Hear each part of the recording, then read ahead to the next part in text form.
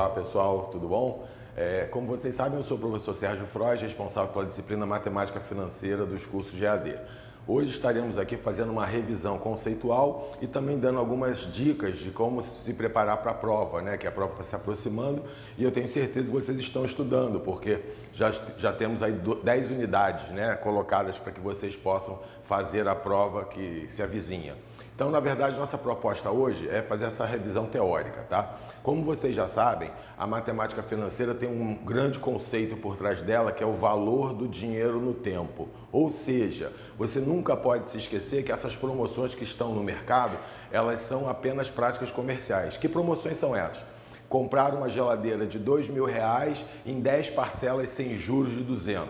Isso não existe. Os juros já estão embutidos. Por quê? Porque toda vez que você utiliza o dinheiro de alguém, você deve fazer uma remuneração desse recurso. Então, esse é o primeiro ponto. Você tem que entender que valores que acontecem em momentos diferentes no tempo só tem aquele valor naquela data. Ou seja, R$1.000 hoje é R$1.000 porque ele é hoje. Porque se for amanhã, esse valor terá que ser um pouco maior, tá? Então, essa é a primeira coisa. O que nós sabemos também da matemática financeira é que existem dois regimes de capitalização. O que é um regime de capitalização? É a forma como os juros são incorporados ao capital inicial, ou valor atual, ou principal, tá? Então, na verdade, você tem que saber que existe o chamado regime de capitalização simples e o regime de capitalização composto, tá? Esses regimes têm as suas particularidades. Vamos começar com o regime de capitalização simples. No regime de capitalização simples, o que nós temos? Temos uma situação onde os juros que serão pagos ou recebidos em cada período de tempo são sempre cobrados, ou melhor, calculados em cima do capital inicial ou do valor atual da operação. Então, vamos imaginar aqui no nosso diagrama de fluxo de caixa, que vocês também já viram, né? Lembrem-se que um diagrama de fluxo de caixa, setas para cima são valores positivos e setas para baixo são valores negativos, são as saídas de caixa, tá? Então vamos imaginar que temos uma operação financeira de um valor aplicado, um valor presente ou um valor atual, tá? Você pode trabalhar com o conceito de valor presente ou de valor atual no valor de 1.000 unidades monetárias. Vamos imaginar que você tem uma taxa de juros de 10% ao mês. E vamos imaginar que nós temos uma operação financeira pelo prazo de 3 meses, tá? O que nós sabemos? Se for uma operação em juros simples, o valor final, o valor futuro dessa operação, ele vai ser calculado como? Utilizando a seguinte fórmula: valor futuro igual o valor atual ou valor aplicado, que vai multiplicar 1 mais a taxa, vamos até botar o símbolo ainda aqui, taxa de juros, vezes o prazo da aplicação. Se você observar aqui, isso aqui representa um crescimento linear de juros em cima do valor atual. Então, a cada período de tempo, no caso aqui, em cada mês, tá? Nós vamos calcular o valor de juros em cima de quem? Do capital inicial. Tá claro isso? Então, repare, você tem sempre que observar se o seu problema que você está executando é um problema realizado em juros simples ou um problema realizado em juros compostos. Como é que ficaria a configuração de uma fórmula parecida com essa, caso fosse uma operação no regime de capitalização composto? Ela teria a seguinte identidade: valor futuro igual um valor atual aplicado a 1 mais a taxa com o prazo exponenciando. Por quê? Porque o regime de capitalização composto é, na verdade, chamado de juros sobre juros. Então, a cada período de tempo, o que foi pago de juros incorpora o capital inicial e no período seguinte, todo esse valor será remunerado. Tranquilo? Então, para realizar uma boa prova, você primeiro identifica se você está trabalhando numa operação em juros simples ou em juros compostos. Lembre-se que taxas em juros simples, ou melhor dizendo, problemas em juros simples, muitas vezes falam que a taxa é linear. Então, toda vez que aparecer essa terminologia, taxa linear, você está trabalhando numa operação em juros simples. Tranquilo? Então, fazendo essa separação no seu problema, se é uma situação de juros simples ou de juros compostos, você vai utilizar essa formulação, se for em juros simples, ou essa formulação, se for em juros compostos. Existe ainda uma outra forma que é muito utilizada nos problemas de juros simples, que é aquela de cálculo de juros total de uma operação, que vai ser, na verdade, o valor inicial, o valor atual. Pessoal, lembre-se que aqui pode ser, dependendo do livro que você estude, no nosso material é VP, tá? Do material que você estude pode ser VA, pode ser P, o que menos interessa é o símbolo, o que mais interessa é saber se aquilo é o capital inicial, se é o momento inicial da operação, tá claro? Então, o juros total em juros simples vai ser calculado em cima do valor aplicado, pela taxa de juros e pelo prazo. Tendo essa noção, você vai preparar um formuláriozinho, né, para você sempre estudar em cima desse formulário. Você terá o quê? Todo o caminho andado para a resolução dos exercícios, tá? Então você não precisa se preocupar. Primeira dica, então, é observar se aquele problema é juros simples ou juros compostos. Tranquilo? Daí nós vamos caminhar para a visão de taxas, né? Vamos imaginar que nós estamos em situação de juros simples, tá? Nas situações de juros simples, nós temos as chamadas taxas equivalentes, tá? Que, na verdade, em juros simples, elas são muito fáceis de serem calculadas. Por quê? Porque são as chamadas taxas proporcionais. Ou seja, em juros simples, todas as taxas que são proporcionais são também equivalentes entre si. Mas isso somente acontece em juros simples, tranquilo?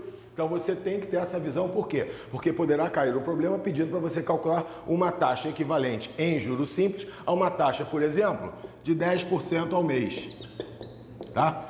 Como o juros simples é uma operação linear, você pode usar a lógica da proporcionalidade. Então vamos imaginar que o teu problema solicite uma taxa anual equivalente a uma taxa de 10% ao mês em juros simples. Muito simples de cálculo. Por quê? Porque se juros simples é linear, então a cada mês haverá uma remuneração de 10%. Como no ano são 12 meses, você vai ter que fazer o cálculo simples de 10% vezes 12, o que dá um valor de 120% ao ano. Mesma coisa seria se a operação fosse inversa, ou seja, se eu desse para você, por exemplo, uma taxa de 240% ao ano e te pedisse a taxa equivalente mensal, tá? A lógica é a mesma, vale a regra da proporcionalidade. Que regra da proporcionalidade é essa? Você vai pegar 240, que é uma taxa por ano, e vai dividir por 12.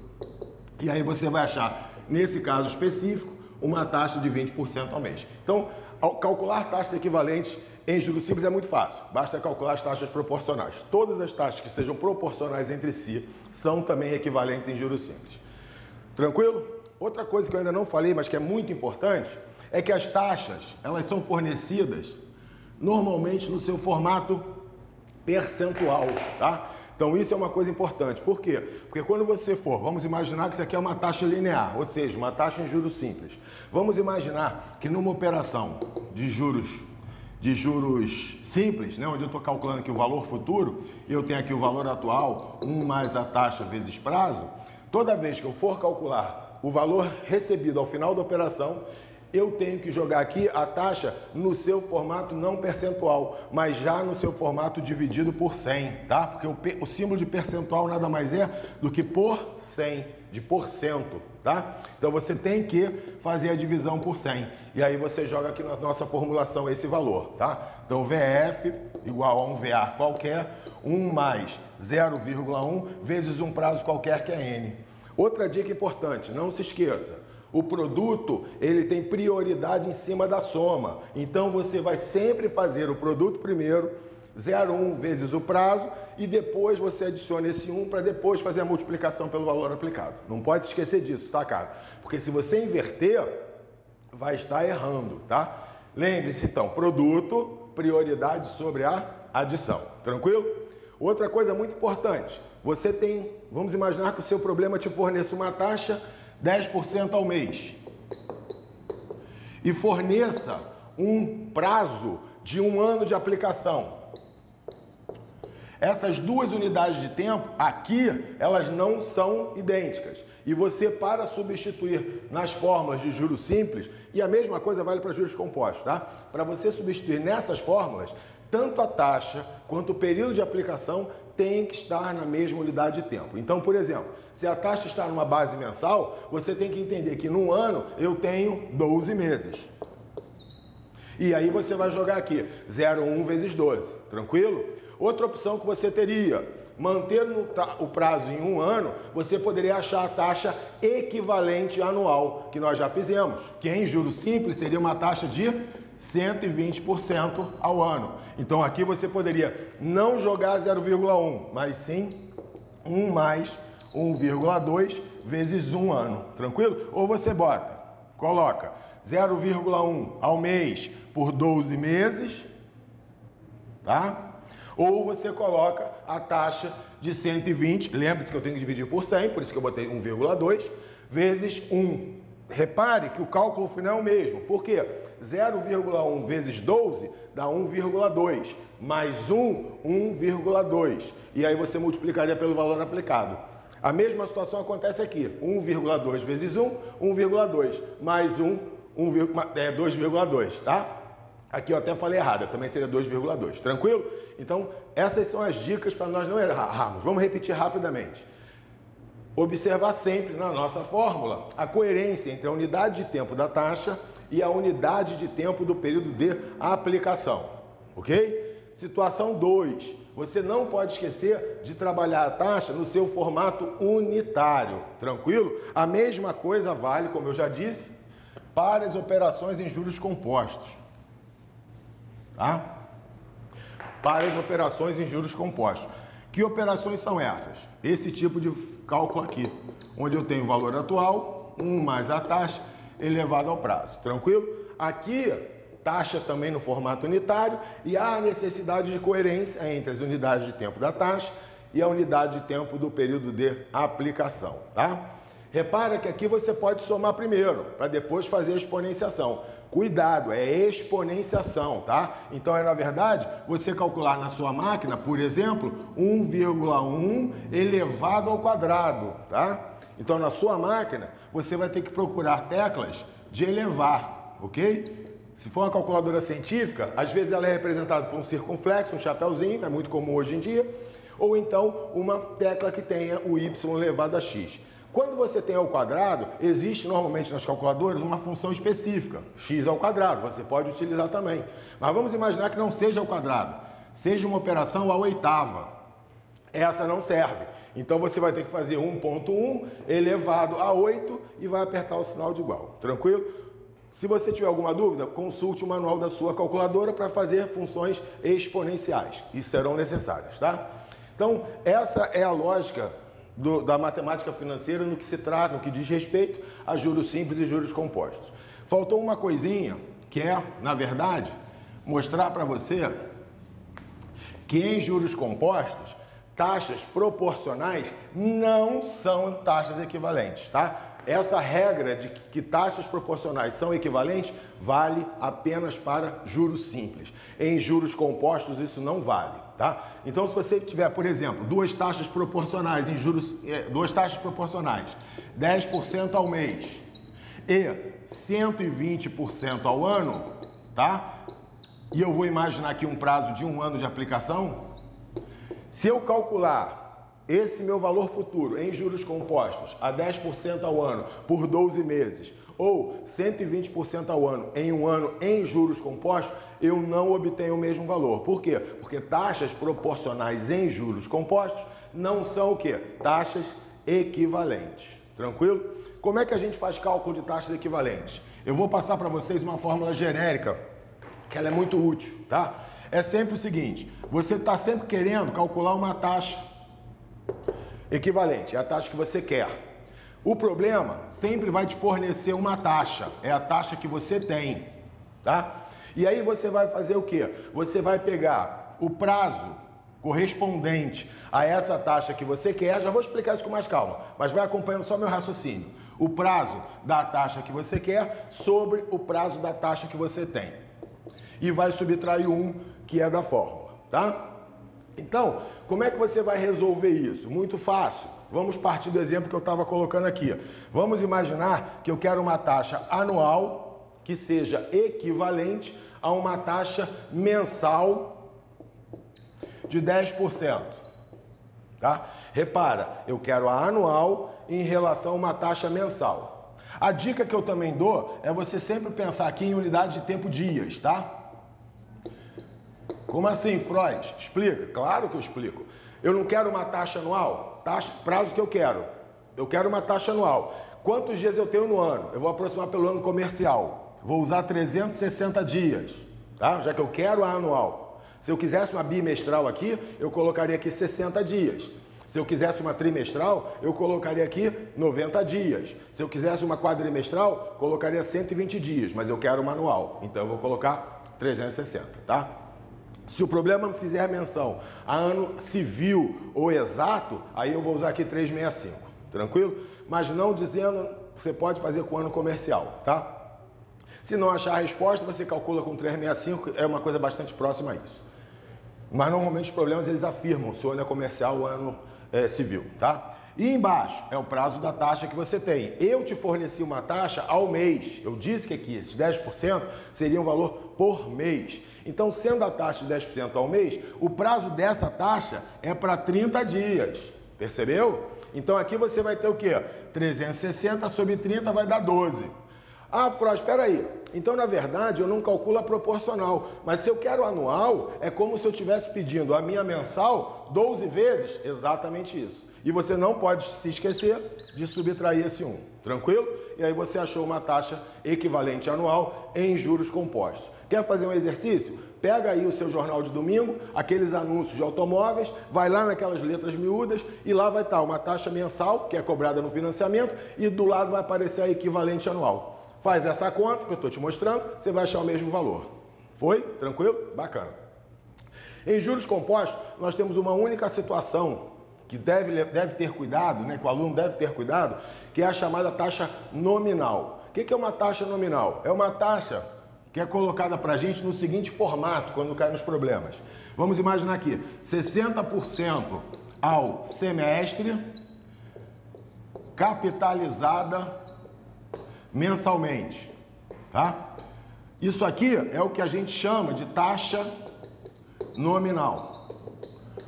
O que é isso? O que é essa taxa nominal? É toda a taxa que tem duas unidades de tempo diferentes. Você observou? Uma aqui está mencionando o semestre e a da capitalização é mensal.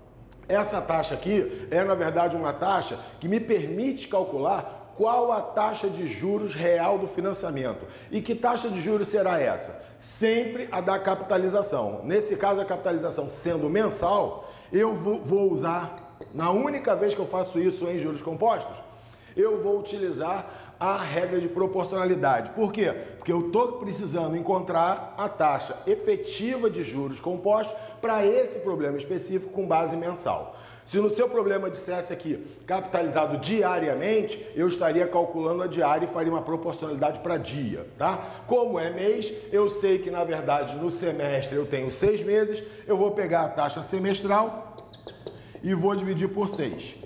E vou encontrar uma taxa de 10% ao mês. Essa taxa, que é referida ao período de capitalização, é a taxa de juros compostos. E é com ela que você vai resolver seus problemas. Cálculo de taxas equivalentes, cálculo de valor futuro em juros compostos. Então não se esqueça, taxa nominal, esse valor fornecido inicialmente, serve apenas para você fazer uma regra de proporcionalidade e encontrar a taxa que é efetivamente paga ou que remunera o seu valor atual, seu valor aplicado, seu capital inicial, seu principal, o nome que você quiser colocar, tá bom? Espero que isso tenha ficado claro. A gente exauriu aí as possibilidades de juros simples e juros compostos. Vou chamar a atenção para mais uma coisa, que pode acontecer nos seus exercícios, tá? Observe que todo exercício, juros simples e juros compostos, pode envolver uma situação da seguinte forma: um valor atual e um valor futuro, né? E um valor futuro.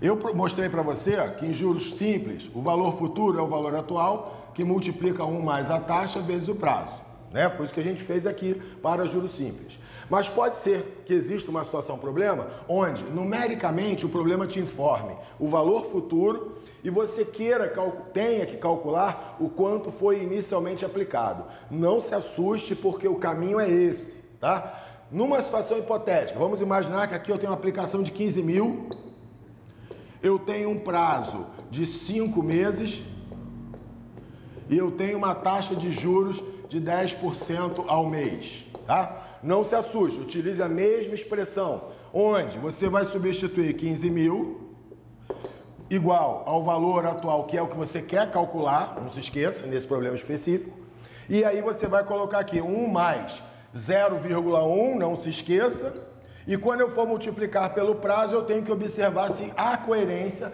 entre a unidade de tempo da taxa e o prazo. Por um acaso aqui há.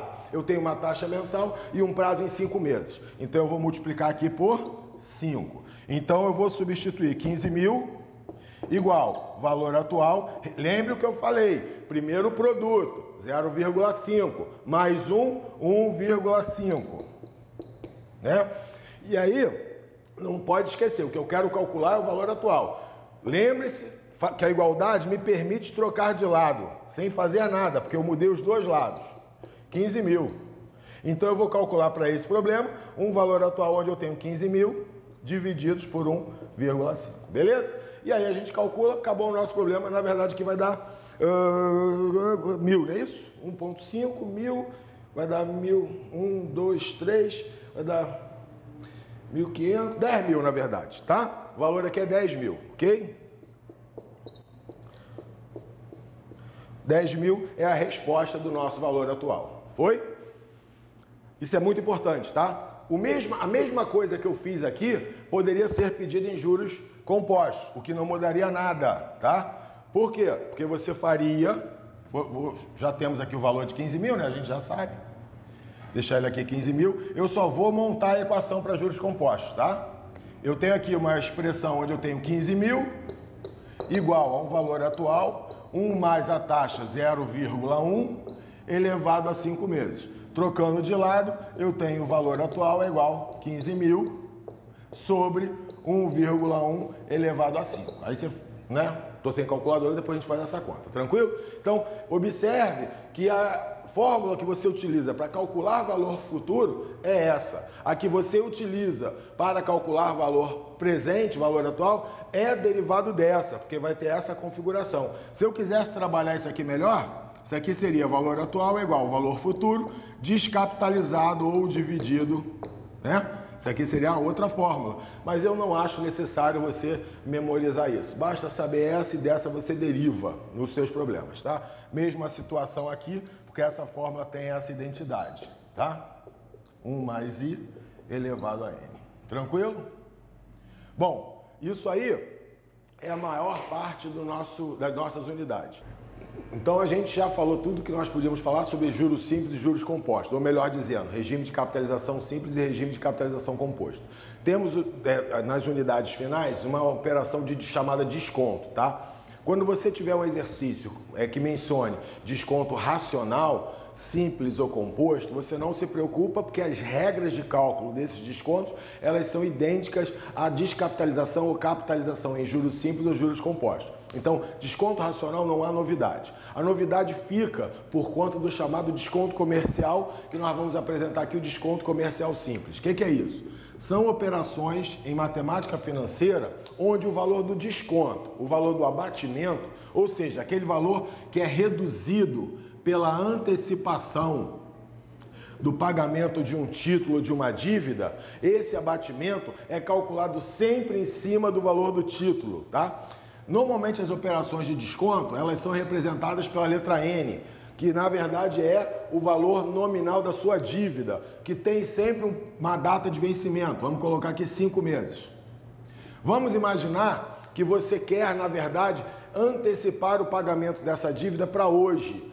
É óbvio que vai ter que ser calculado uma taxa de desconto, que é uma taxa de desconto comercial simples, tá? Ela é apresentada num valor numérico, no símbolo percentual também para uma unidade de tempo. Qual é a diferença? Então, quando você tem o desconto comercial, você vai normalmente calcular o valor do abatimento, ou seja, o quanto você vai pagar a menos por estar antecipando um título, e esse desconto é calculado sempre como? O valor do título, em cima dele vai incidir a taxa de desconto e vai incidir o prazo de antecipação. Então vamos imaginar que eu tenho um título de R$10.000, eu tenho uma taxa de desconto agora de 10% ao mês e eu tenho um prazo de 5 meses. Como é que eu calcularia o valor do abatimento? O valor do abatimento seria, em cima do valor nominal, 10 mil, uma taxa de 0,1 ao mês por um prazo de 5 meses. Então, meu valor do desconto nesse caso seria de R$5.000. Então, o fato de eu antecipar o pagamento, me permitiria pagar nessa data um valor V que vai ser igual a quem? Ao valor do título nominal menos o valor do desconto do abatimento, que nós já calculamos. Então, o valor V é igual a N menos... Aí vamos trabalhar um pouquinho a fórmula antes, né? Que eu nem coloquei aqui na verdade não seria 5, né, pessoal? Seria um N antes, que ali varia qualquer prazo, tá? Aqui seria N menos N, que multiplica a D, que multiplica a N de prazo. Então, o N colocado em evidência fica 1 menos D vezes N. Então, essa é outra fórmula que a gente tem em desconto racional simples, tá?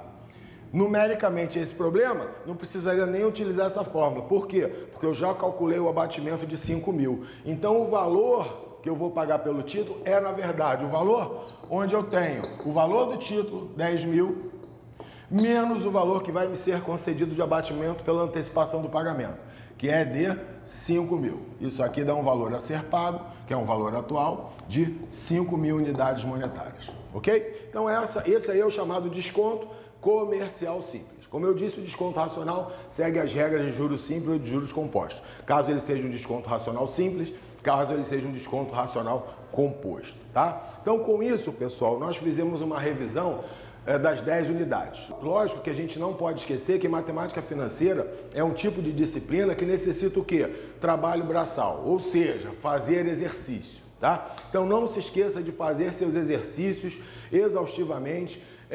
E sempre, né, não se esqueça que você tem um professor que vai te ajudar muito, que é o professor tutor. Ele está disponível para você para retirar qualquer tipo de dúvida que você tenha nos exercícios. Então, se prepare com afinco para que você possa ter uma excelente nota de AV1, tá? Não esqueça que fazendo as atividades você terá ponto extra a ser somado na sua nota em algum momento, tranquilo? Então você tem que fazer as atividades, ok? Não se esqueça disso. Então, o professor tutor, ele está disponível para te auxiliar.